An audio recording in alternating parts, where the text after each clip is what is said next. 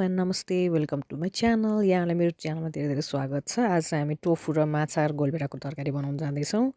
सुरु गरौँ है त। सुरुमा हामीलाई चाहिने सामग्रीहरू सबै मैले मिलाएर राखेको छु। टोफू, माछा काटेको, गोलभेडा, धनियाँ, लसुन, अदुवा, हरियो खुर्सानी सबै काटेर राखेको छु। त्यसपछि मैले तेल तताउन गइरहेको छु। तेल तातिसकेपछि म यसमा मेथी फुराउँछु।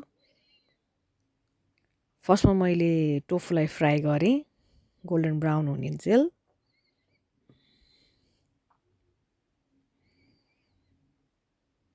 त्यसपछि मैले यसलाई सबै निकालेँ गोल्डन ब्राउन भइसकेपछि। अब मैले ड्राई फिसलाई राम्रोसँग केलाएर पखालेर फ्राई गरेँ।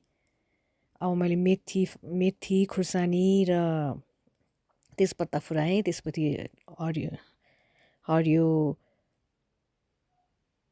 त्यसपछि प्याज, लसुन, अदुवा र खुर्सानी राखेँ। अब मैले काटेर राखेको गोलभेडालाई राखेँ। सबैलाई पाक्ने गरी पकाउने। यो गलेपछि चाहिँ हामीले नुन, जिराको धुलो, बेसार र खुर्सानीको धुलो राखिदिने।